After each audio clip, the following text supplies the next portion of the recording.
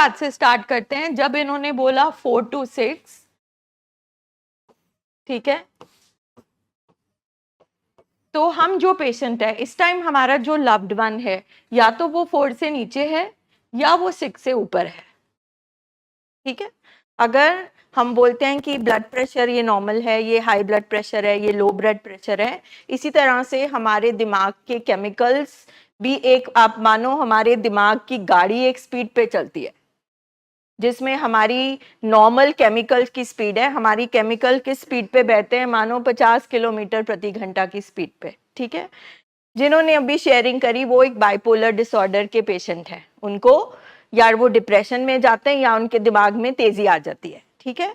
मगर क्योंकि ये रिकवरी में है, क्योंकि ये प्रोग्राम में है, क्योंकि मेडिसिन चल रही है, तो इनको अब इंसाइट आ जाती है, इनको पता चल जाता है कि अब मैं 6 से थोड़ा सा ऊपर हूं या मैं 4 से नीचे हूं, ठीक है। तो इसी से हम शुरू करते हैं कि हाँ, अभी I just tell. So 4 to 6 means balance, ठीक है। अगर हम 4 से नीचे जाते हैं तो हम लो या डिप्रेशन की तरफ मूव कर जाते हैं। अगर हमारा डोपामिन केमिकल बढ़ जाता है, जो नहीं होना चाहिए, एक्सट्रीम बिहेवियर्स, ठीक है, तो 6 से ऊपर जाते हैं तो हम मेनिया और तेजी की तरफ चले जाते हैं। दोनों ही सूरतें हमारे पेशेंट के लिए ठीक नहीं है। हमारे पेशेंट्स को बैलेंस में, संतुलन में रहना नहीं आता। जैसे थॉट्स तो सबको आते हैं, पर अगर मेरा ब्रेन इन ऑर्डर है तो मेरी मत आकर, मेरा जो इंसानी दिमाग है, मेरी जो प्रीफ्रंटल कॉर्टेक्स है, वो आकर उसको संभाल लेगी, रेगुलेट कर देगी मेरे इमोशंस को। मगर अगर मुझे ब्रेन डिसऑर्डर है, अगर मेरा प्रीफ्रंटल कॉर्टेक्स, मेरा इंसानी दिमाग सही तरीके से काम नहीं कर रहा, उसको इमोशनल ब्रेन ने कब्जा किया हुआ है, हाईजैक किया हुआ है, तो फिर मैं स्टक हो जाता हूँ, ठीक है। मतलब मुझे अपने थॉट्स पे काम करना नहीं आता, क्योंकि अब वो जो मेरा कमांडर है वो मेरे सपोर्ट सिस्टम से हट गया। तो यहाँ पर चाहे आप डिप्रेशन में हो, चाहे आप एडिक्शन में हो, आपको साइकोसोमेटिक पेन हो, बेचैनी हो रही हो, शक हो रहा हो, कुछ भी है, सब कुछ बैलेंस में अगर नहीं है, या आप नीचे हो या ज्यादा है, that means there is some disorder, कि हमारी जो ब्रेन की मशीन है वो ठीक तरह से काम नहीं कर रही। जैसे पेट जब खराब हो जाता है तो हमें पता क्या होता है, लिवर अगर ठीक तरह से काम नहीं कर रहा तो हमें पता क्या होता है। तो अगर हम अपने इमोशंस को संभाल नहीं पा रहे, इमोशन तो हम सब में, जैसे हम सब थोड़ा बहुत शक करते हैं, राइट, करते हैं ना, नहीं नहीं ऐसे किया होगा, शक आ जाता है। मगर अगर वो शक हद से बढ़ जाए कि आपके दिमाग में पूरा दिन वो शक की सोच ही है, तो इसका मतलब आपका ब्रेन डिसऑर्डर है। इसका मतलब है अब आप अपने इमोशन पर, थॉट्स पे काम नहीं कर पा रहे, क्योंकि दिमाग क्या है, सोचों का बहाव है। बहाव मतलब अगर हमें एक दिन में राउंड 70,000 सोचें आती हैं, तो ये 70,000 सोचें चलती रहती हैं, एक आई एक गई, एक आई एक गई, ठीक है, हर तरह की सोच आएगी। मगर हमारे पेशेंट वो पेशेंट है जिनके दिमाग में सोच आके फंस जाती है, वो पानी का बहाव रुक जाता है। तो जब फ्लो ऑफ थॉट्स रुक जाएगा, इसका मतलब थॉट्स को चलाता कौन है, हमारा दिमाग, इसका मतलब दिमाग की मशीन खराब हो गई है, गंदगी आ जाएगी, गंदगी आ गई है, क्या भी है, केमिकल डिसऑर्डर हो गया है, केमिकल में इम्बैलेंस हो गई है। यानी कि अब हमारे पेशेंट की, हमारा जो लव्ड वन है, अब उसकी दिमाग की क्षमता नहीं है, इसलिए वो अपनी सोच को संभाल नहीं पा रहा। मतलब मेरी ब्रेन की जो गाड़ी है अब उसकी ब्रेक फेल हो गई है, इसीलिए फैमिली को बोला जाता है आप यहां बैठो, क्योंकि मेरे पेशेंट की अब क्षमता नहीं है, कैपेसिटी नहीं है, उसकी गाड़ी में अब ब्रेक नहीं है, आप टेक ओवर करो। अगर हम टूटी टांग वाले को चलने के लिए नहीं बोलते, तो टूटे दिमाग के लिए को नहीं बोलेंगे कि तुम फैसला करो। इसीलिए हमारा सबसे बड़ा चैलेंज है एक साइकेट्रिक दिमाग के पेशेंट को बोलना, तू बीमार है, तू डॉक्टर के पास चल, तेरा इलाज कराना है। सारी बीमारियों में पेशेंट खुद चल के जाता है हॉस्पिटल, हमारे पेशेंट को पता ही नहीं चलता। अगर एडिक्शन है तो क्रेविंग है, विड्रॉल है, वो पूरी कोशिश करता है कि मेरे को कुछ है नहीं या मैं खुद छोड़ दूंगा। और जो डिप्रेशन में है उसको समझाना ही नहीं आ रहा, क्योंकि जिसका कमांडर बीमार हो गया, अब कमांडर कमांड देता है, कमांडर हमें बताता है ऐसे करना है, ऐसे करना है, ये गलत है, ये सही है। हमारे पेशेंट का कमांडर बीमार हो गया। अब जब वो बीमार हो गया तो हमने अपना दिमाग इस्तेमाल करना है, मगर ये एक ऐसी बीमारी है जिसमें हमारा दिमाग खुद थक जाता है, अक जाता है। हम भी इमोशनल ब्रेन में बैठे हैं, पेशेंट भी जानवर दिमाग में बैठा है, हम भी जानवर दिमाग में बैठे हैं। हम कैसे बैठे हैं जानवर दिमाग में? बिकॉज ये हमारा इमोशनल ब्रेन है। डर कहाँ है? यहाँ पर है। बेचैनी कहाँ है? यहाँ पर है। हमेशा खतरा, डर लगना, रिजेंटमेंट होना, गुस्सा होना, सैड होना, ऑल इमोशंस आर हियर। अब अगर मेरी फैमिली भी इधर बैठी है, पेशेंट को वो लेके आई है कि इसका दिमाग ठीक तरह से काम नहीं कर रहा, तो उसके भी केमिकल खराब हैं। मैं कहती हूं कि आपके केमिकल भी डिसऑर्डर्ड है। आप कोशिश कर रहे हो मगर आप भी थक चुके हो, आप भी इंसान हो, आपका भी खाना पीना सोना चैन सब कॉम्प्रोमाइज हो गया है। इसीलिए family training is first, family first, कि कम से कम पहले आप तो यहां से यहां पे आओ। अब फॉर एग्जाम्पल ट्रेनिंग क्यों जरूरी है? मान लीजिए कमरे में बैठ के, कुर्सी पे बैठ के कोई चीज सोच रहा है, कोई भी चीज, कोई सोच आके फंस गई, ठीक है? आप एज वाइफ आपको फिक्र होएगी, है ना, कि मेरा हस्बैंड फिर से तो नहीं सोच रहा, क्या सोच रहा है। तो अब वाइफ जो ट्रेन नहीं है वो जाके बोलेगी फिर तो नहीं सोची आ रही आपको, आप सोच रहे हो, कोई बात नहीं, कोई बात नहीं, ऐसा नहीं है। तो वाइफ ने क्या किया? क्या किया? वो हेल्दी एक्शन था या वो अनहेल्दी एक्शन था? उसने बीमारी को बढ़ाया या घटाया? बढ़ाया, क्योंकि हमने आके रीइंफोर्स कर दिया। वो तो ऑलरेडी सोच रहा है। ठीक ऐसे होता है ना, जैसे, है ना, जैसे अगर मुझे खुजली हो रही है, थोड़ी देर के लिए बंद हुई, आप आए अंदर, बोले खुजली तो नहीं हो रही, फिर मुझे याद आ जाएगा, फिर मैं दोबारा खुजली करने बैठ जाऊंगी। थोड़ा सा मैं, हाँ जी, ये माइक देना यहाँ पे। सत श्री अकाल जी, सत श्री अकाल। अगर कभी मेरे को गुस्सा आ रहा है तो फिर इसका वो होगा रिप्लाई, गुस्सा मत करो। अगर जैसे मैं सोच रहा हूँ, मतलब इनकी गलती नहीं है, हमें बचपन से सिखाया गया गुस्सा मत करो, गुस्सा दबा दो। भाई ब्रेन एक कंप्यूटर है, वो तो रिकॉर्ड कर लेता है। हमें ब्रेन का डिलीट बटन नहीं है कंप्यूटर का, उस कंप्यूटर में फिर भी है, इसमें डिलीट बटन नहीं है। इसमें हमारी एक मेमोरी में, दिमाग के एक कोने में सारी इंफॉर्मेशन इकट्ठी होती जाती है। फॉर एग्जाम्पल, मैं 10 साल पहले ट्रिलियम के सामने गिर गई, ठीक है? अब एक दिन 10 साल के बाद मैं उस जगह से गुजर रही हूं अपनी फ्रेंड से बातें करते हुए। अब मेरे दिमाग में बिल्कुल नहीं है कि मैं यहां गिरी थी, पर जैसे ही मैं उस जगह पे आऊंगी एकदम मुझे याद आया कि मैं यहां गिरी थी। अब ये क्या किया? मेरे कंप्यूटर ने वो फाइल ओपन कर दी फटाफट, क्योंकि उससे डर भी जुड़ा था, उससे सारी चीजें जुड़ी थी। तो ऐसे कंप्यूटर हमारी फाइल्स छोड़ता है। तो जैसे आपने कहा था ना कि अगर कोई वीक एक्शन हो जाए आप भूल नहीं पाते। अब जब हम इसकी जड़ में जाएंगे, एक तो हो गया केमिकल खराब है, केमिकल लोचा बोल दो, ठीक है, वो तो हम दवाइयों से संभालेंगे। मगर साइंस क्या कहती है? साइंस कहती है आपके बचपन में कोई टॉक्सिक शेम पड़ी है, आपके अंदर कोई पेन और शेम पड़ी है, तो जब भी आप जिंदगी में ये काम करते हो जाता है, तो आप उससे बाहर नहीं निकल सकते। आपके जो जिंदगी जीने के बल हैं वो हेल्दी नहीं है, आपके पास कोपिंग मैकेनिज्म नहीं है। हर दिमागी बीमारी की जड़ कोई ना कोई दर्द है। अब दर्द मीन्स ये दो चीजें, या हमारा पेशेंट यहां पे होता है या यहाँ पे होता है, या यहाँ होता है। मान लो उसको जिंदगी में कुछ भी नहीं मिला, उसको हमेशा क्रिटिसिज्म मिला, सेल्फ एस्टीम लो रहा, या फिर ग्रेंडियोसिटी। तो दिमाग में 3 चीजें हैं, जैसे कहते हैं इद, ईगो, सुपर ईगो। मतलब एक है जो बिल्कुल शैतानी दिमाग, एक है बिल्कुल ही संत महात्मा की तरह वाला दिमाग। ठीक है, साइंस कहती है या बाबा जी कहते हैं हमने बैलेंस रहना है, हम इंसान हैं, ना हम इस एक्सट्रीम में रह सकते हैं ना हम इस एक्सट्रीम में रह सकते हैं, और ये एक्सट्रीम की बीमारी है।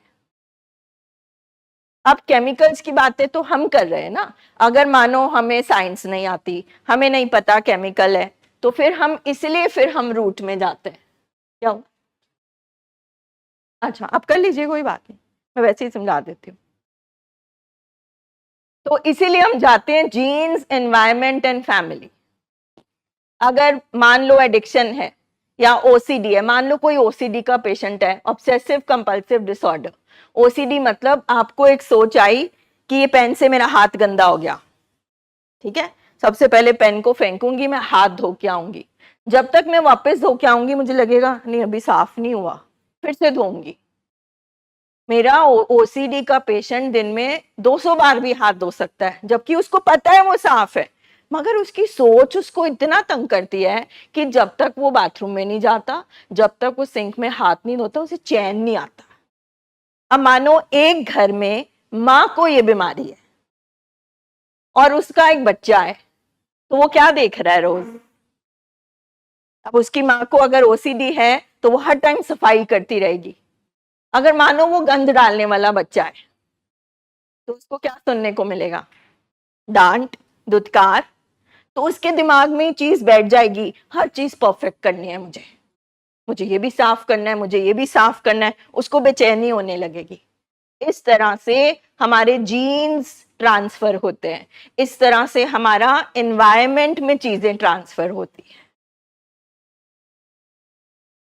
दिमागी बीमारियों की जो जड़ है वो हमारे घरों के अंदर है, वो हमारे अंदर है, बाहर नहीं है। अगर सिर्फ बाहर होती तो दुनिया के सारे लोग बीमार होते। वैसे तो साइकोलॉजी के अकॉर्डिंग मैं आप कोई भी पूरी तरह से नॉर्मल नहीं है, मगर हम एक रेंज में आते हैं कि मेरा को अगर शक है कि मेरे हाथ गंदे हैं तो मैं ज्यादा 2 बार धो लूंगी, बट मैं तीसरी बार नहीं धोने जाऊंगी। बट मेरा जो पेशेंट है वो 200 बार धो सकता है। अब आप सोचो, पूरे दिन उसका एक ही काम है, हाथ साफ है, हाथ गंदे, हाथ साफ है। एक ही बात हुई, जो पूरे दिन शराब का सोच रहा है, पूरे दिन शक कर रहा है, पूरे दिन गुस्सा कर रहा है, बात एक ही है। सिर्फ हमारे समाज ने ये कैटेगरीज बनाई है कि नशे वाले सबसे नीचे, उनको नशेड़ी बोलो, गंदा बोलो। जो डिप्रेशन वाला है वो थोड़ा सा रेपुटेशन वाला पेशेंट है, क्योंकि डिप्रेशन सबने सुन रखा है, बट पता किसी को नहीं डिप्रेशन क्या होता है।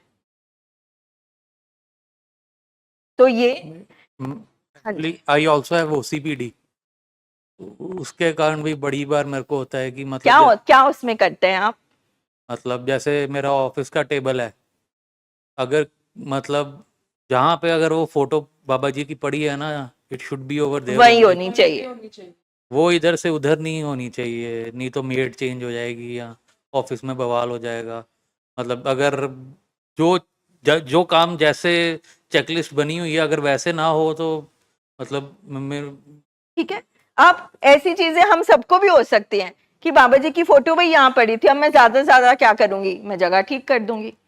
मगर आप उससे आपका पूरा दिन खराब हो जाए, उससे आपका पूरा मूड खराब हो जाए, आप घर वालों से झगड़ा करने लगो, आप मेड को ही बदल दो। अब ये डिसऑर्डर, ये संतुलन बिगड़ गया।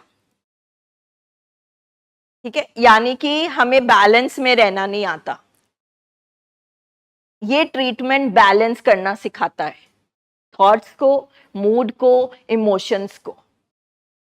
नशा, डिप्रेशन एक तरफ।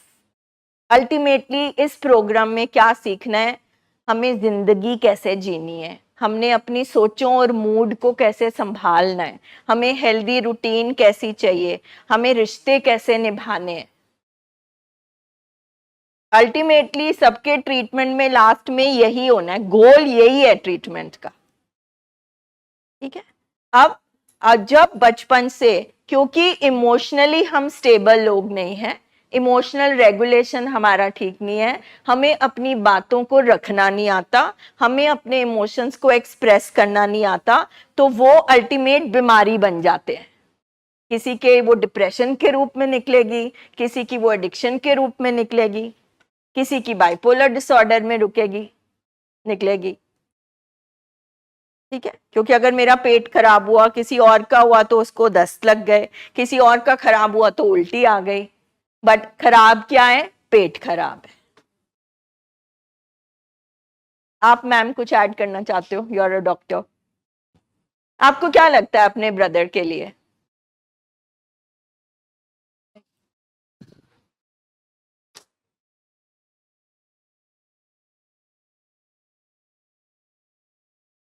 कुछ भी? I can't discuss them in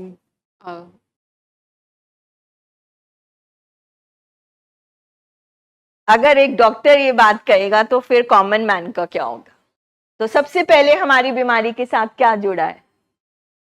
Shem, stigma. हम खुलकर ये तो बोल सकते हैं कैंसर है, ठीक है, मैं बोलती हूँ ही इज माई हस्बैंड, ये बाइपोलर डिसऑर्डर के पेशेंट है, इनको 25 साल अल्कोहलिज्म की बीमारी रही, बीमारी है। सबसे पहले फैमिली को एक्सेप्ट करना है। बट इस टाइम एक बहन दुखी है, this time right now she is not a doctor, right now she is a sister. इस बीमारी के साथ शेम जुड़ी है, हमारे को साइको एजुकेशन नहीं है। 10 साल तो रिसर्च कहती है हम लेट पहुंचते हैं अस्पताल, क्योंकि हम अपने टूने टोटके और सियानप यूज करते रहते हैं। ये कर दो, वो कर दो, शादी कर दो, बाहर भेज दो, जादू, तावीज, everything. Addiction is a brain disorder. नशा करना और नशे की बीमारी होना दो अलग बातें हैं।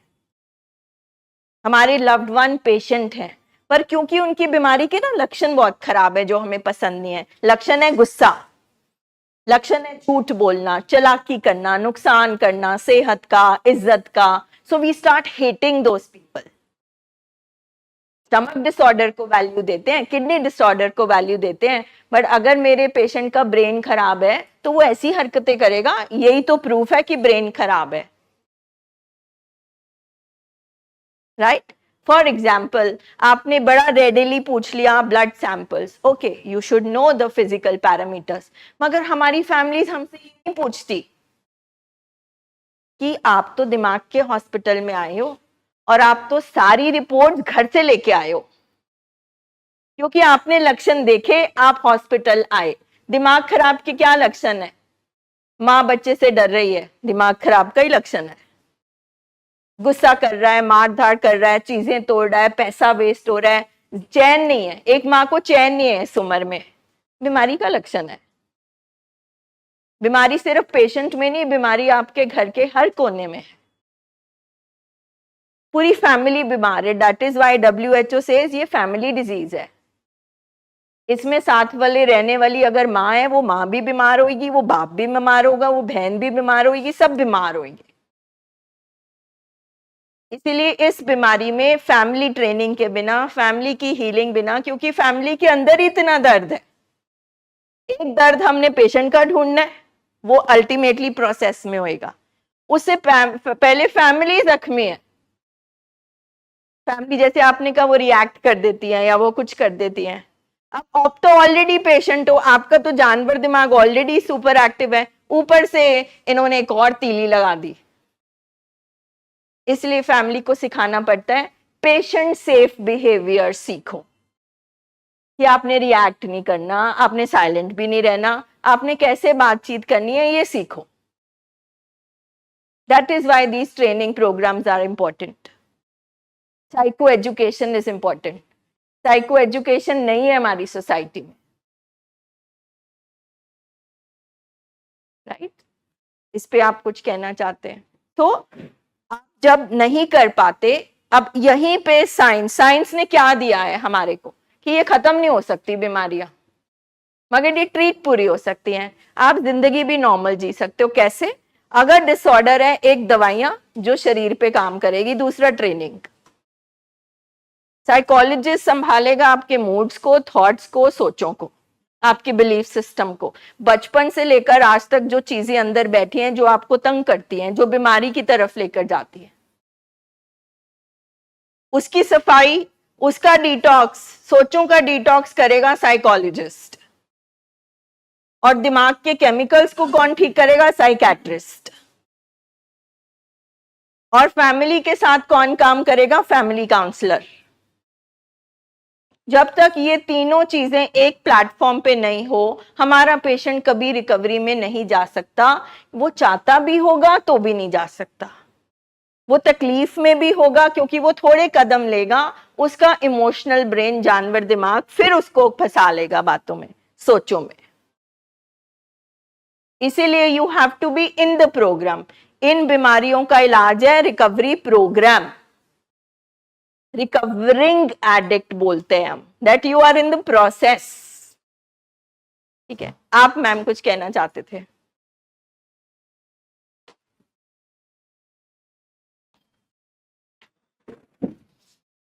आज हम इनसोम्निया की बातें सर करेंगे PPT. Good evening everyone. Good evening ma'am. अभी आपने ये बात शेयर की थी कि हमारे पेशेंट हैं तो उनको कोई थॉट आ रही होती है तो हम कहते हैं कि क्या तुम्हें फिर से वही सोचें आ रही हैं, क्या तुम वो तो नहीं दोबारा से सोच रहे। तो ये एक अनहेल्दी कम्युनिकेशन है क्योंकि इसमें हम पेशेंट को रीइंफोर्स कर रहे हैं। या specially when he is in that phase. जैसे एज डेटा इंटरवेंशन, जब मेरे पेशेंट को इनसाइट है और वो उस फेज में नहीं है, तो मैं एज डेटा इंटरवेंशन ये पूछ सकती हूँ या शेयरिंग कर सकती हूँ। बट जब मेरे पेशेंट को इनसाइट ही नहीं है, मेरा पेशेंट उस फेज में है, उस सोच में वो खुद फंस चुका है, instead of pulling him out, मैं तो और फंसा रही हूँ। This is the difference. Then what is the healthy way of communication? No no no no. अगर हम फेज में है, मानो एक मेनिया का पेशेंट है जिसका डोपामिन लेवल बढ़ा हुआ है, आप सिर्फ इसको इस एग्जाम्पल से को रिलेट करो। आपने फोन करना है मोबाइल से और आप रेंज से बाहर हैं, आप फोन कर सकते हैं? हाँ या नहीं? इसी तरह से अगर मेरे पेशेंट के ब्रेन का केमिकल यहाँ पहुंचा हुआ है, यहाँ होना चाहिए, वो तो मेरी बात ही नहीं समझ पाएगा। तो उस टाइम तो सिर्फ दवाइयां हेल्प कर सकती हैं। Critical intervention, acute intervention, crisis intervention, SOS कोई गोली देना, उस टाइम मैं उसको ये नहीं बोल सकती कि तुम्हें ये सोचे आ रही है। उस टाइम मैं नहीं समझा सकती, बिकॉज समझ वाला एरिया वर्क ही नहीं कर रहा, वो प्रोसेस ही नहीं कर पा रहा। तो उससे मैं उसकी तकलीफ को बढ़ा दूंगी। So when insight is not there, then we can't. We can just say, okay, I understand, चलो ये कर लेते हैं, चलो डॉक्टर के पास हो आते हैं। उस टाइम मैं समझा नहीं सकती, मैं उन सोचों को डिस्कशन में नहीं लेकर जा सकती। जब मेरे पेशेंट को इंसाइट है, उसको एक्सेप्टेंस आ गई है, एज डेटा इंटरवेंशन हम बोलते हैं ना, लिखाते हैं कि देखो तुम यहाँ पे इसलिए आए हो तो क्योंकि तुम्हें शक आ रहा था, तुम्हें लग रहा था कोई फॉलो कर रहा है। उस टाइम मेरे पेशेंट के लिए वो सच है। मेरा पेशेंट अगर कहता है कि ये पंखा नहीं कोई खड़ा है, तो एक साइकोलॉजिस्ट उसको नहीं बोल सकता कि नहीं कोई खड़ा, या उसको किसी तरह से उसकी डेल्यूजन को ब्रेक करना है। इसीलिए जो काम साइकोलॉजिस्ट का है वो साइकोलॉजिस्ट करेगा, जो काम दवाई का है वो दवाई करेगी। हमने उस टाइम क्या करना है is what we have to learn. कि जब उसको मेनिया में है, उसका दिमाग तेजी में चल रहा है, उसको कुछ समझ नहीं आ रहा, उस टाइम तो एक क्राइसिस इंटरवेंशन, मेडिकल इंटरवेंशन चाहिए। उस टाइम दुनिया का कोई साइकेट्रिस्ट नहीं उसको समझा सकता।